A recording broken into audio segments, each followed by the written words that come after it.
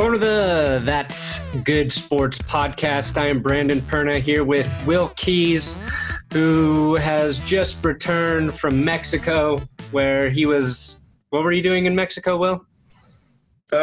Mostly nothing, a little bit of something.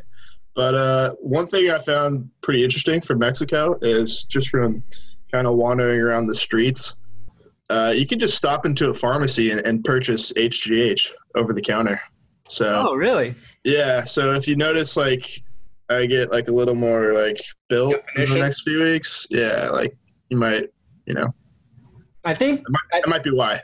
Right. I think the HGH mostly helps with like recovery from injuries, but I don't know. Yeah. Maybe you'll build muscles. I didn't read the instructions before I took it, so. Oh, yeah. I would have liked to see what the instructions were on the back of the HGH.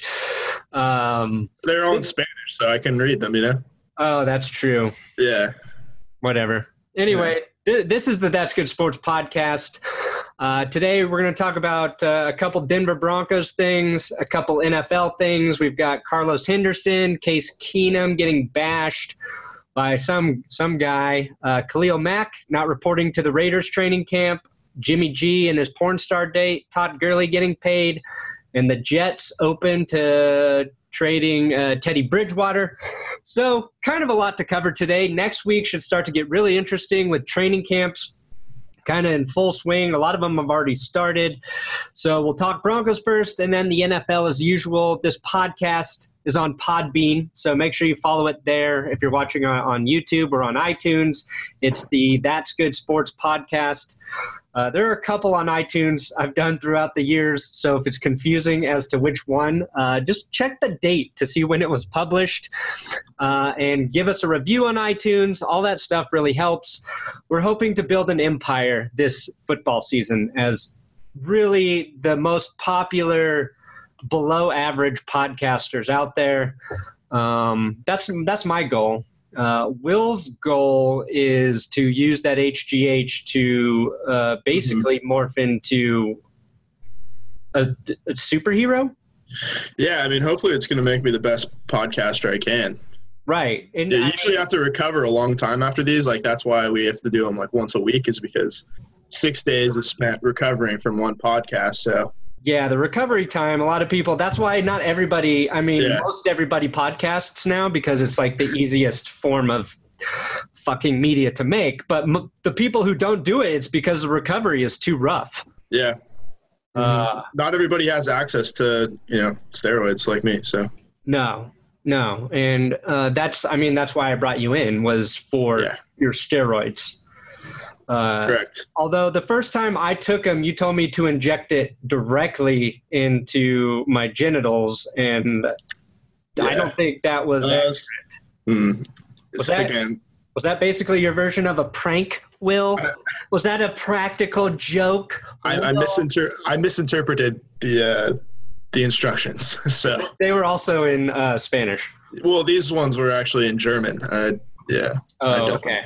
I do know that the word for penis in Spanish is verga. You learn something every day.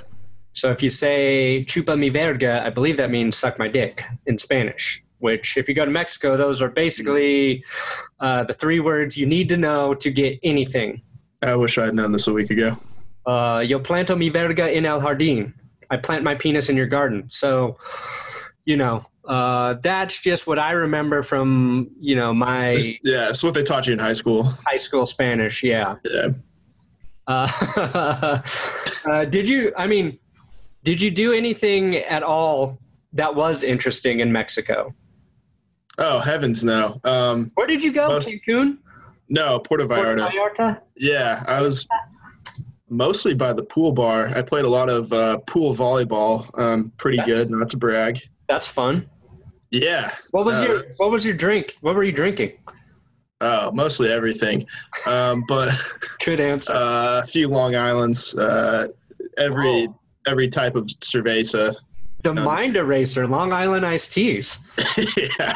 Jesus. Trust me, they are. I even slipped in a couple blackberry daiquiris. Okay. Every now and then. Those were... When my wife and I went on our honeymoon in Hawaii like 2 years ago, basically every day I was drinking the pina coladas because they were that's so good.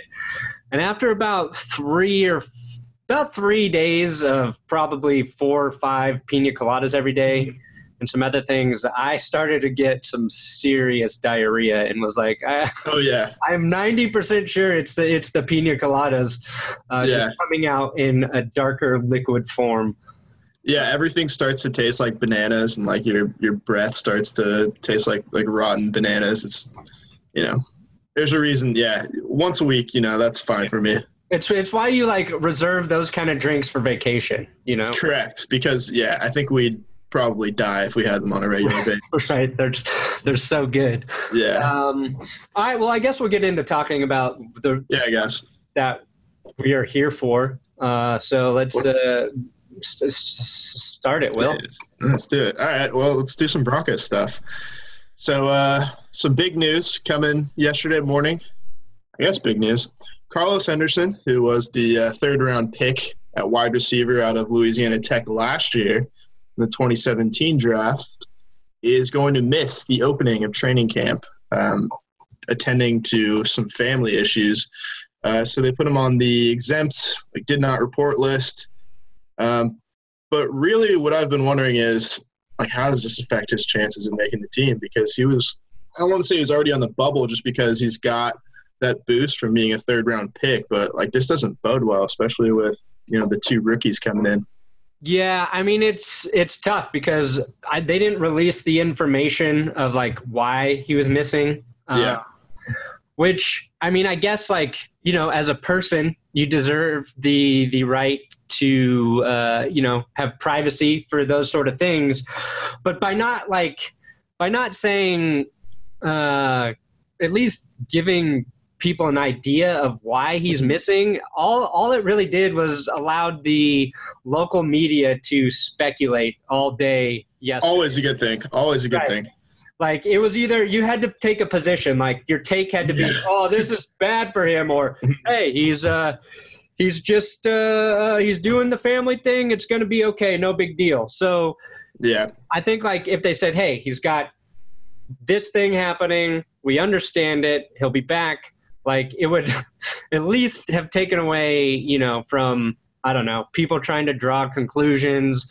The thing that's true is he's a guy who definitely needs to be in camp and needs to make an impression on the coaches because, last year before he got hurt and was put on IR, he was not doing well in training camp, kind of struggling to learn the offense, I think dropping some passes. And the Broncos, I think, were really hoping for him to be that slot receiver, more so than, Isaiah McKenzie, because I think Henderson has a little bit better size. He's 5'11", and he's thick. Yeah, he's got those really sturdy, strong legs. Just look at his body and you go, Carlos, man, I would kill to have those legs running slant routes and hitch routes and all of those things over the middle. He could probably take a hit better than Isaiah McKenzie. But personally, with the wide receivers they selected this year, I'm not as worried about whether or not Carlos Henderson, makes the team or not. You hate to waste a draft pick that high on a guy that doesn't pan out, but I think Deshaun Hamilton is the guy who's could fill that role this season. So that's kind of my perspective on it. I wish I had more information. Yeah. I mean, usually if it's a death in the family, they'll say that just because, that'll just shut everybody up right away. Right. You can't say oh, well, he's got to be there. And I'm not saying if it's anything less than a death in the family, he doesn't have he doesn't have the right to go attend. You had to lose somebody to miss a day of fucking practice. Yeah, you better kill your grandma or else I want you at practice at 9 a.m., pal. No, but I don't think about it necessarily from this hurts the team perspective. It's just I personally want him to have a chance and at least if he doesn't make the team, have his best chance to show the coaches what he has the full time during training camp. And I don't want this to be the reason that he fails or he doesn't make the team. Right. And I think what he has going for him is I think Vance Joseph's a pretty kind of like understanding coach for these sort of things. Like he's given no indication of being like a hard ass. Obviously, like Isaiah McKenzie played. How long did he play last season when, he kept dropping punts? Like too long, some would say. I think Henderson will get a chance when he gets back. If it is a family member, like the speculation was, well, maybe he just doesn't want to be there. Maybe he doesn't even want to. Maybe he's mentally checked out. So I guess we'll know more in I don't know, a week or something. I'm not a big speculation guy, but I think I can say with certainty it's not just because he doesn't want to be there. Right. Yeah, I think so too. That's the thing. The Broncos, the more options they have, and I think Henderson returned kicks or punts in college, so, they got to find somebody. And I think one of the guys I'm going to talk about is Philip Lindsay in my episode. Hopefully I get up later today on my main channel. There's like 5 Broncos players that I think could have big impact for the team. Is Lindsay returned kicks in college. I don't think he returned many punts, but if he can prove to be that reliable guy, and I think he's got like the right mental makeup. Like Philip Lindsay's like a guy who I don't think lets a mistake turn into a plague for him. So he's kind of one of those guys I'm rooting for to be a special teams contributor to kind of make the team. Yeah, and I think he's like one of those guys that like everybody watched at Colorado, like myself included, and like you thought like, well, this guy obviously doesn't have like the prototypical size, even though like I don't know what a prototypical running back really looks like. And like they can be 5'6" all the way to like 6'1". Yeah, I mean, just like look at Darren Sproles. Like there is no prototypical size, but I guess like if you don't have like elite speed, like you don't have like 4.3 speed and you're short, like NFL scouts write you off. But yeah, I'm excited to see what Philip Lindsay has. Definitely. Okay, so you're gonna have to explain this next thing to me a little bit. Okay. I think I understand it. Okay, yeah. Lay it on me. Yeah, so Case Keenum kind of got bashed by a coach who was being anonymously interviewed. And this coach, who we will call Coach X or Jeff Fisher. No, I don't know that it was Jeff Fisher, although it might have been. So he called Case Keenum a 3 on his best day. And he's not rating Case Keenum like on his looks, 1 through 10 here. There's a 4-tier rating system. So you got your tier 1 guys, your Brady, Rodgers, Breeze. Tier 2 guys, I don't know. Did he even put Breeze in tier 1? Oh, I didn't read the whole thing. God damn it, Will. I'm probably, who knows. But yeah, so he basically called like Keenum like a, low 20s out of 32 guy on his best day. So kind of a knock on him. Yeah. And who put together this tier system? Oh, I don't know. Like, I think it's been around for a while. Like, I think it's kind of like widely accepted. Interesting. Because I've never really heard a lot of talk about this tier 1 through tier 4 sort of thing. Trying to find who put it together. I know the guy who puts it together. Is it Mike Sando?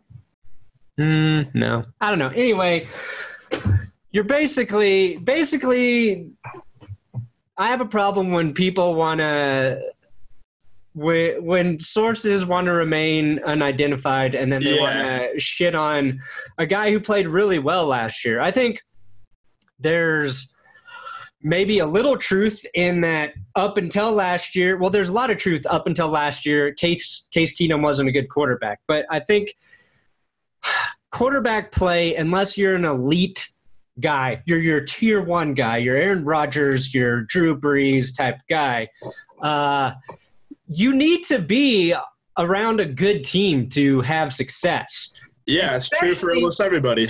Especially before you're like, a guy who's like started 5 years in the league. Like before you know everything, like instinctually, you know what I mean? The guys that carry the teams are almost never rookie or young quarterbacks. So Case Keenum's like first full season of play was last year, and it wasn't even a full season. He played like 13 games, so pretty damn close. But before that, it was his sample size was in a terrible team in Houston and in the quarterback killing machine that was Jeff Fisher's Rams. So I think it is really hard to gauge who Case Keenum is as a quarterback. And I think on a good team, he played really well. And you're assuming the Broncos have a decent team around him and he can be at least average. That's kind of what they're saying. But I think his potential is higher than that, especially if he becomes a guy who starts for the next, 5 years somewhere.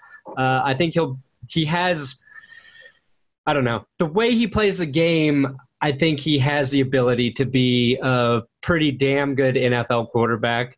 But those odds are stacked against basically every guy playing. I mean, look how fucking long it took before Alex Smith was taken seriously as a pretty good quarterback. And even still, people shit on him. And, like 7 years. You know what I mean? Like, I don't know.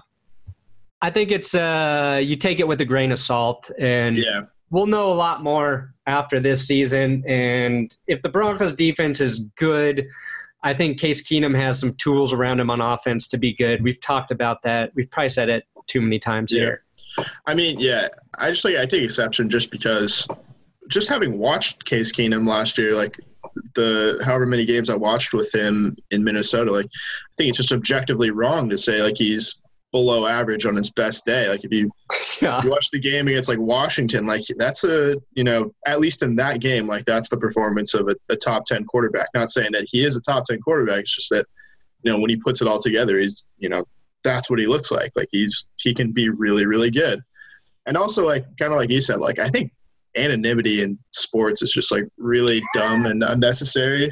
You got somebody behind you. That's my sister. A little busy right now. Thank you.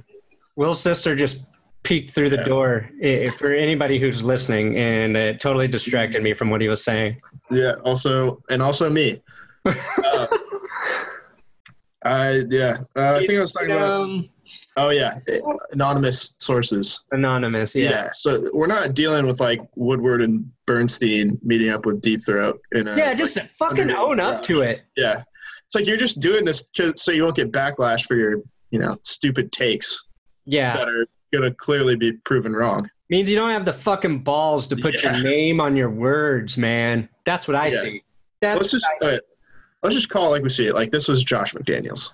Exactly. They pulled a fucking Josh McDaniels. Yeah. I mean, like, I don't know. I think like Pat Shurmur was his offensive coordinator last year. And kind of the research I've done is he runs a pretty conservative offense. And I think like the concern with Case Keenum is making sure he doesn't turn over the ball too much. He had 7 picks last year.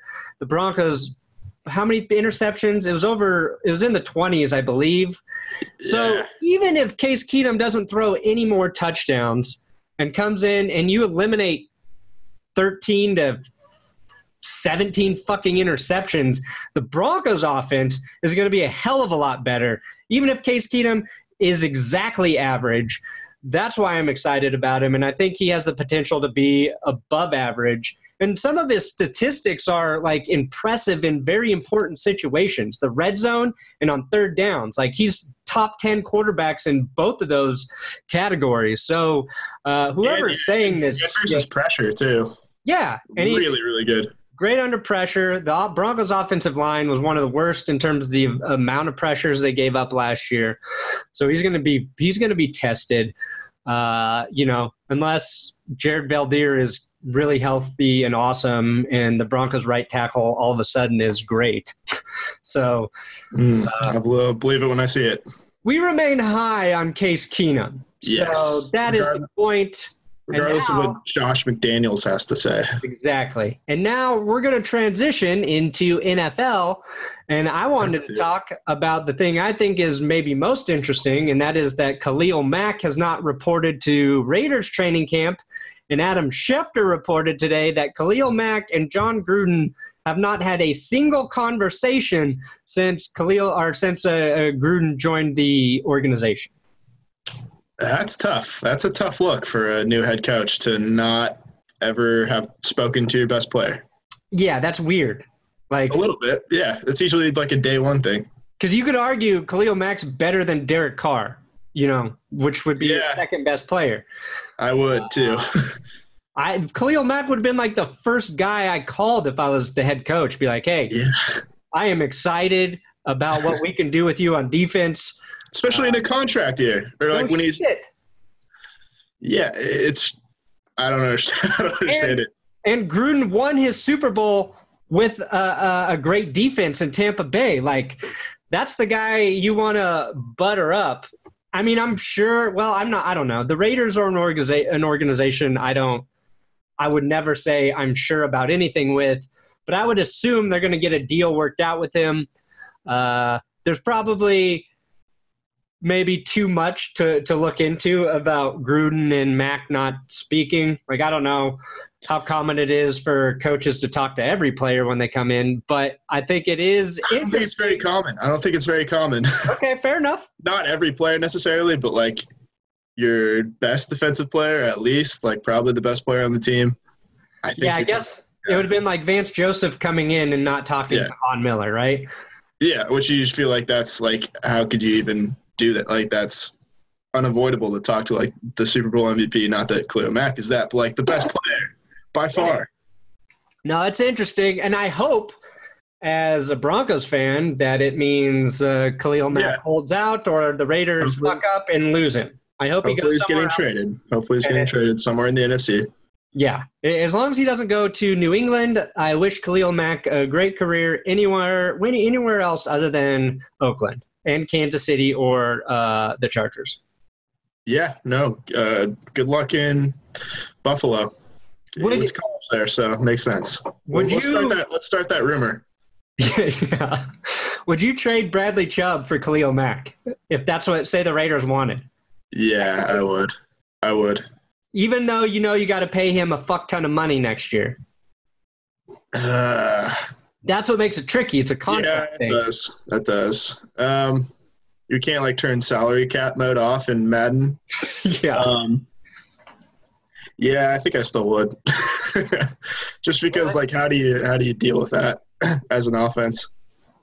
Yeah, I mean, you're not paying Case Keenum very much. Like, you're not either way. Like, you're not going to have to pay a quarterback for a long time. Possibly. At least, like, maybe 6 years. If Keenum's great this next year, they're going to have to pay him in 2020. Mm-hmm. All right. I feel like if he's great this year, they'll extend him pretty quickly. Yeah, I would. I could also see, like, keeping your 5th overall pick, too. That would make sense to me. No, yeah, exactly. Yeah. That one is not going to happen. Cheap. I'm just saying, like, what would you give up for Khalil Mack? A foot, maybe. What if they wanted? Well, yeah. An arm? Okay. Yeah. I will give the Raiders Will's foot if they send Khalil Mack to Denver. Yeah, not my good foot. No, your left foot. Yeah, Daniel Day-Lewis, my left foot. I was thinking about that. I was thinking about that. Yeah, it's a pretty good movie. All right, I know you have been very excited about this Jimmy the porn star story. So let's get into it. He went on a date with a porn star in Los Angeles. Was he in Los Angeles? Beverly Hills.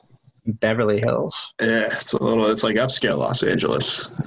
Very nice. That's where porn stars hang out as well. Yeah, so it was first reported by TMZ. He was spotted on a date with porn star Kiara Mia. I'm ashamed to say that I was not familiar with her work right off the bat, but I had to do a little bit of research, and I found out that she's 41 years old. Jimmy Garoppolo is 26. Obviously, he just got that big contract. He's the face of the franchise. Very good-looking man.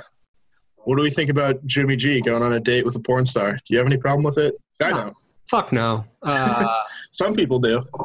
Well, yeah, some people are idiots. Yeah. Like, who gives a shit?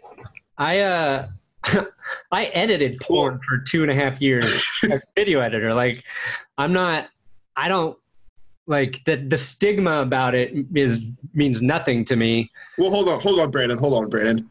What about the kids? Think about what the children. about the kids? Think about the children. That's such I think the most interesting thing about porn is how accessible it is now. Yeah. As, thinking about being a parent one day, my only problem with porn is like trying to keep my 9-year-old from watching it on their phone. Like, yeah, the access they have is a little interesting. Startling.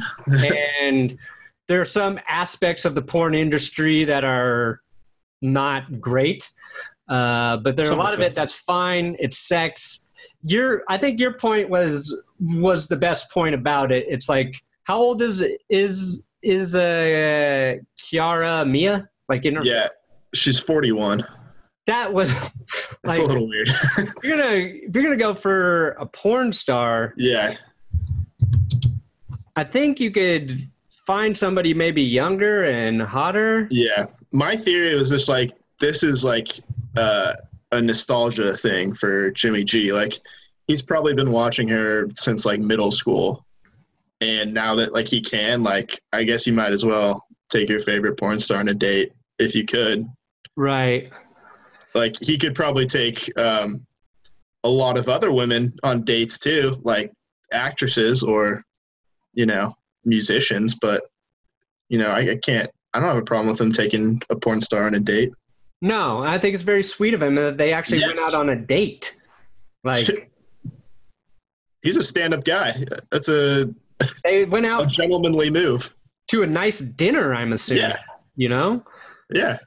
Like he's a gentleman. He probably tipped handsomely. Yeah. Like, I don't know. Held the door open for her. Held her seat. I think the funny thing wasn't it Britt McKendry who was criticizing him for it? And I know she's like she's got hired by Fox News because she's a super right-wing sort of, I guess, pundit now. So, but like the hypocrisy of criticizing a quarterback for doing the same thing that our president's basically done, something that like she's defended, it's just weird to me. Like, yeah, that's the thing that bothers me. It's like, if you're okay with one of them, why can't you be okay with the other one too? Like, just stick to your fucking points that you're going to make. Like, I don't know. Yeah, I mean, in like especially like in an age where we've had starting quarterbacks like Michael Vick, Jameis Winston more recently, right? Ben Roethlisberger. Obviously, not all the same things or like same degrees of wrongdoings here, but Jimmy G going on a date with Kiara Mia, not a problem at all. A consensual date between two adults. I'd say one of the better things a quarterback has done recently that we've heard about. Yeah. I mean, we've seen Brett Favre's penis. Yep. Haven't we seen Aaron Rodgers' penis, or was that fake? I can't say that I've seen it. I don't know where you've been hanging around, but look up Aaron Rodgers and Olivia Munn sex stuff. Are you thinking of Justin Verlander? No. Okay. Well, I've seen his penis. So, like, it's if Jimmy G tweeted out a picture of his dick, from the date, like that would be a little bit different. But, obviously, I'd have to look, but then I'd say, hey, maybe this isn't great for the kids that follow you on Instagram. Yeah, exactly. Like, where was Britt McKendry when Tom Brady was joking about eating ass? To me, exactly. That's Ranger. Yeah. We covered that here. No big deal. That was an exclusive. Okay, so the bigger news that was actual news this week was Todd Gurley got paid 4-year extension with the Rams, $60 million, $45 million guaranteed. It's going to reset the running back market a little bit in the NFL. Todd Gurley is definitely worth every penny of that.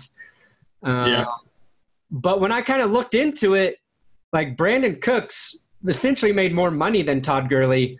And Todd Gurley has produced significantly more on offense than Brandon Cooks.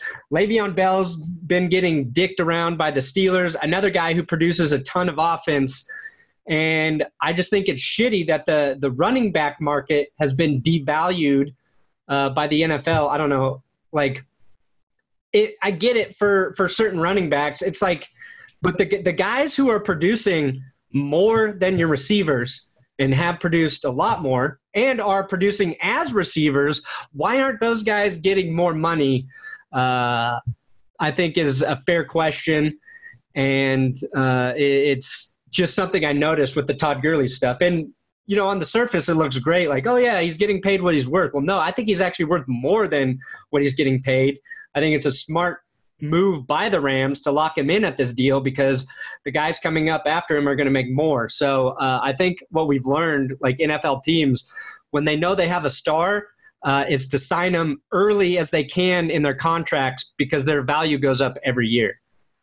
Yeah, no, Definitely. Like, so he's making $15 million a year. Like, if you think about it, a quarterback who's in the same, like, you know, tier to throw back to earlier in the podcast as Todd Gurley. Like, if you think about Matt Ryan, who you'd say, like, Matt Ryan is like a top 5 quarterback. Todd Gurley is a top 5 running back. They're about the same at their respective positions. Matt Ryan's making twice as much.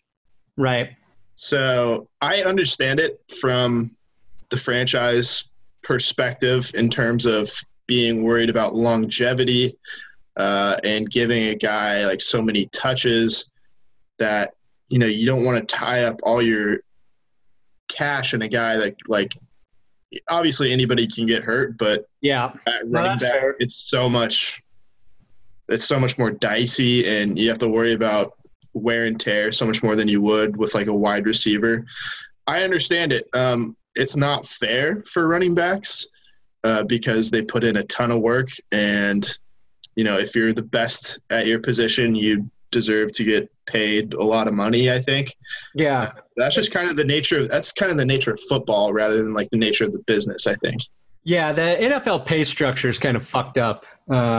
Yeah, but you understand it. Like, it's just like you're going to pay your quarterback more just because. Yeah, no, I understand that.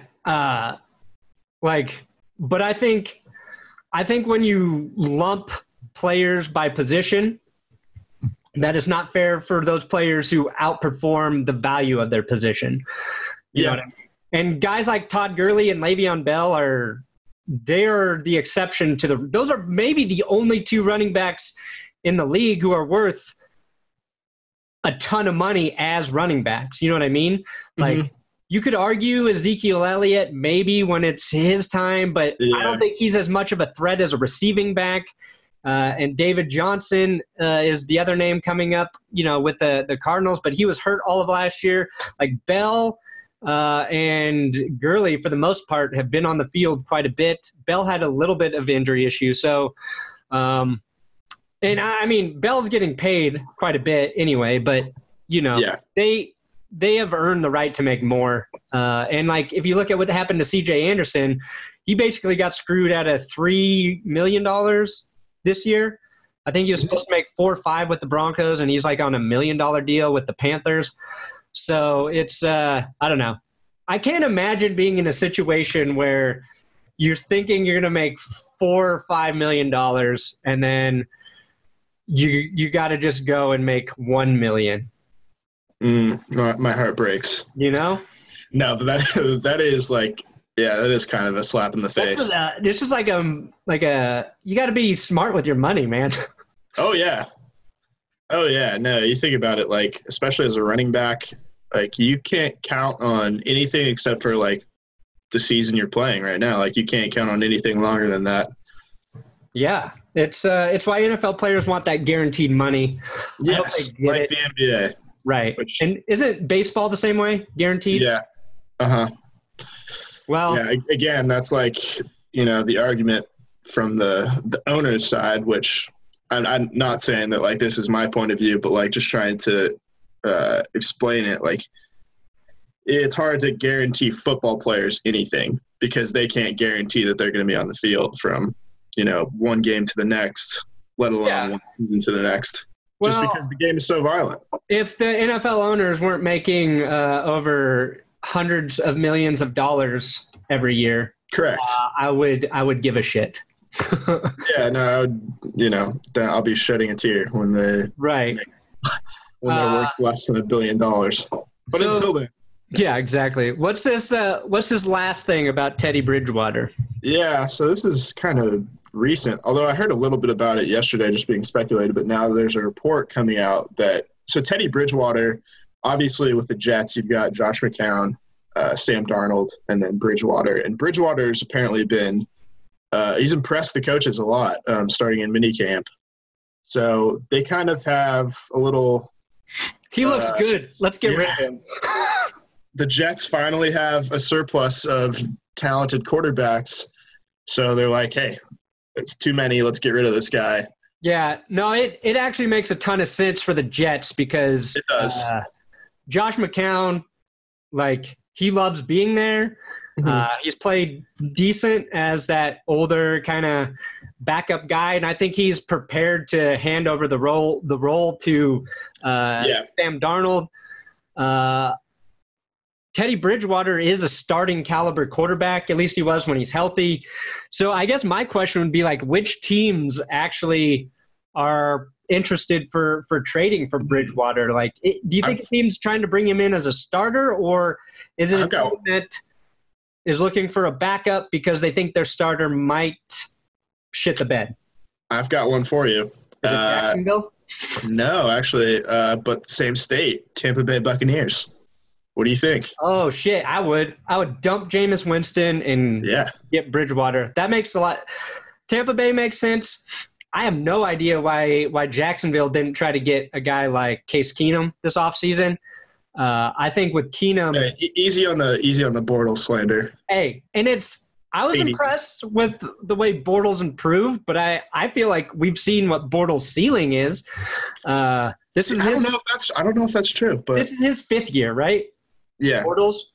Okay, so based on what I said earlier, this should be a year that he really takes over and proves to be that guy. So fair enough to give Bortles another chance. But I think actually Teddy Bridgewater could play anywhere in Florida. The Dolphins, the Jags, or the Buccaneers. Yeah, you could. I mean, like, you can't count on Ryan Tannehill to play a full all season. 16 games, and like your second option is Brock Osweiler. So, and he's already throwing interceptions apparently in training camp. Yeah, he didn't waste any time, so it might make sense to get old Teddy back in there. Oh, Teddy. Days before Teddy Bridgewater basically snapped his leg into a million pieces, he was playing really, really well in the preseason. And I know it was the preseason, but it was like that third preseason game, which was like the dress rehearsal, and he was lighting it up, and he looked so much improved from 2015. Like, this was the year that like he was going to take like a huge leap and become like a top 10 guy.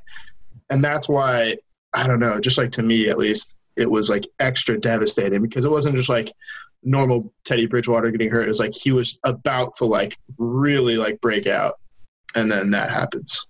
Yeah, I was excited to watch him play. Like, the Vikings are an organization you kind of just root for because they've never won a Super Bowl. And Teddy Bridgewater just seems like, besides like starting to prove that he was developing into a good quarterback, he just seems like a nice dude. So that's like just from like rooting for guys you kind of like, that's what I wanted to see from Bridgewater.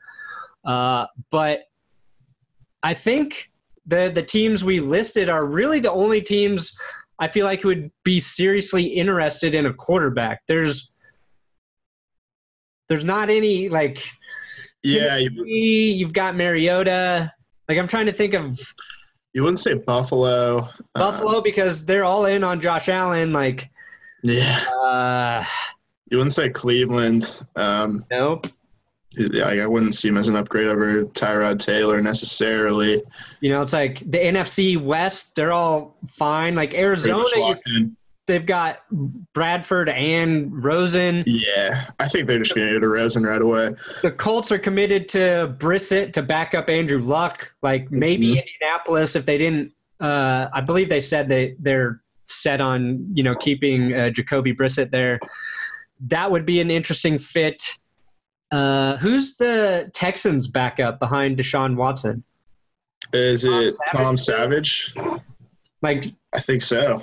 But like you want to see Bridgewater go somewhere where he'd have a chance to start. But maybe it's Brandon Whedon. Is it Brandon Whedon? Is it Whedon there? Yeah, maybe. I hope so. I want Brandon Whedon to play until he's like 45. So yeah, we'll keep an eye on that because Tampa Bay makes sense. Yeah, I'd do it. You might be right. You don't have to, and you're not giving up very much for Teddy Bridgewater. No, and at Tampa, in Tampa Bay, he's got Mike Evans to throw the ball to. Yeah, like Cameron Brate. He's got O.J. Howard. O.J. Howard. Yeah, he's got good tight ends. He's got, I think, a top 7 receiver in the league. Mike Evans, potential to be top 5, top 3, depending on who's throwing him the ball. Yeah. And what do you have to give up to get Teddy Bridgewater? Like a 3rd rounder, maybe? Yeah. I would I'd give up a 3rd rounder easy for Teddy Bridgewater. Yeah, especially, you're like, you already know you're giving the ball to Ryan Fitzpatrick for the first 3 games. And right. I think Dirk Cutter said, or he wouldn't commit, I guess, to Jameis Winston when he gets off of suspension. So. Yeah, they should just cut ties with Winston, bring in Bridgewater, have Fitzmagic be your backup. That's a decent situation. And if you're going back to the Teddy Bridgewater, like the last time we saw him play like a full game, which we don't know that he's still that, but like based on everything the Jets have seen so far, like straight up, like wouldn't you just have that? Wouldn't that not be that much of a drop off from Jameis Winston? Yeah, I think the biggest, regardless of all the baggage. Yeah, I think the biggest improvement you get with a guy like Teddy Bridgewater is he's going to throw less interceptions than Jameis Winston. Yeah. In his first 2 seasons, he only threw 14 touchdowns each of those years. His completion percentage is pretty good, and I think that's just based a little bit about like the type of offense that the Vikings were running. I remember when they played the Broncos in that close game, the 2015 Super Bowl season for the Broncos. I was like, oh, shit, Bridgewater's looking pretty good. And who the hell is this guy, Stephon Diggs? Like, this receiver's legit. So I think Thielen came in maybe the next year. So it was right before the Vikings really started to develop their receiving weapons, and we're still relying heavily on Adrian Peterson.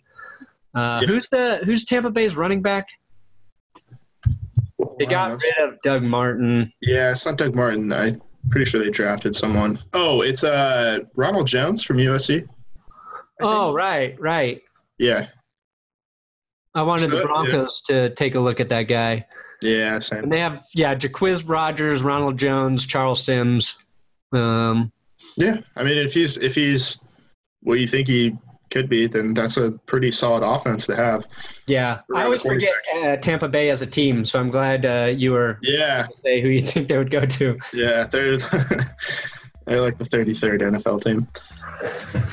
All right, I think we crushed the podcast, Will. Yeah, I think that's it. Probably should expect something longer next week when we have more training camp to talk about. We did 47-ish minutes today. That's pretty good. Yeah, so expect, 47 hours at least. Wait a second, math's a little. What if we're just 7 minutes? Yeah, what if we just go live 24 hours a day? Oh, like the Truman Show? Yeah. We just attach a webcam to our chests and walk around talking about football. People would love that. We should have a segment where we just get into football debates with people on the street, hidden cameras. People who know nothing about football. Yeah. It's excuse me, sir. Tom Brady or Aaron Rodgers. I don't know who either of those people are. You're gonna answer a fucking question about Aaron Rodgers. Mm-hmm. Yeah. Eventually, we get arrested for. I'm just on my lunch break from my job at the fucking bank, man. Yeah. Leave me alone. Please, like someone just like tosses me change. No. I just want to talk football. All right. So look forward to that next week. We'll dive into that. Will Keys is on Twitter at WillKeys6. Share these podcasts, I guess. Please. Leave us a comment. Please share them. I have a family. Let us know which team you think Teddy Bridgewater could win a Super Bowl with. Yeah. And that is how we end this podcast. That's that. Subscribe. See you guys. Bye.